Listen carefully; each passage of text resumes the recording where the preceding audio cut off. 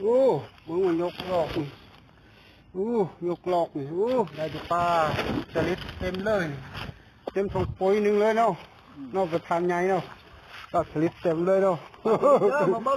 เบิ้งนี่เลียดด้วยนี่ปลาสลิดนี่เบิ้งนี่ตัวใหญ่อีหลีนะปลาสลิดเด้อนี่เด้อ5-6 โลบ่อยู่แล้วนี่มีตัวบักใหญ่เลยเป็นตัวใหญ่นั่นนี่เอาเบิ้งนี่อยากได้ก็บอกเด้อนี่เด้อมาเอาปลาสลิดตัวใหญ่เลยนี่ยอมรับเบิ้งนี่ไก่นี่สะนี่ก็มีตัวใหญ่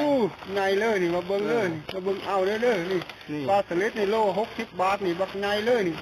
กินไหมบักใหญ่เลยเป็นเลยนี่ตัวอ้วนเลยครับมันอ้วนดีเลยนี่เด้อมาเอาเด้อนี่เด้อนอนเด้อนี่